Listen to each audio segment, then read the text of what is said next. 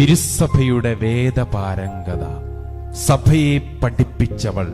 വിശുദ്ധരിൽ എല്ലാവരും വേദപാരംഗതരല്ല, കുറച്ചു പേര് മാത്രമാണ് വേദപാരംഗതര്.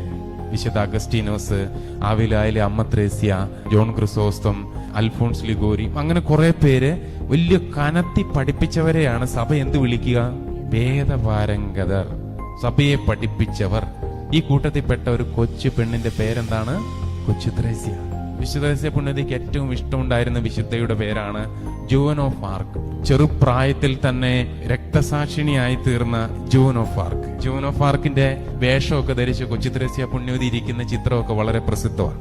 കൊച്ചു ത്രേസ്യ പുണ്യവതിക്ക് കുഞ്ഞുനാളിൽ വിശുദ്ധരെങ്ങനെയാ ചെയ്യുന്നേ, എങ്ങനെയാ നടക്കുന്നേ, അവരെങ്ങനെയാ പെരുമാറുന്നേ, അങ്ങനെ പരിശ്രമമായിരുന്നു.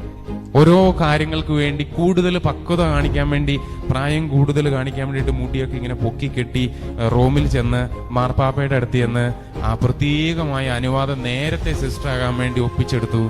അങ്ങനെ ഭയങ്കരമായ പെർഫോമൻസിൽ നിൽക്കുക കൊച്ചു ത്രേസ്യ പുണ്യവതി. വിശുദ്ധയാകണം, ആ വിശുദ്ധയാകാൻ വേണ്ടി ഇന്ന കാര്യങ്ങളാ ചെയ്യേണ്ടത്.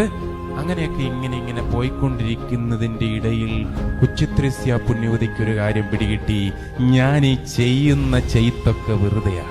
ഒരു സ്വർഗസ്വനായ പിതാവേ, ഒരു നന്മ നിറഞ്ഞ മറിയവും ചെല്ലുമ്പോ എന്റെ ഹൃദയം നിറഞ്ഞു, എനിക്കത് മതി.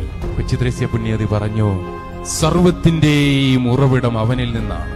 എല്ലാ വിശുദ്ധരെയും വിശുദ്ധരാക്കിയത് പരിശുദ്ധാത്മാവാണ്. വിശുദ്ധിക്കുള്ള പ്രചോദനം നൽകിയതും പരിശുദ്ധാത്മാവാണ്.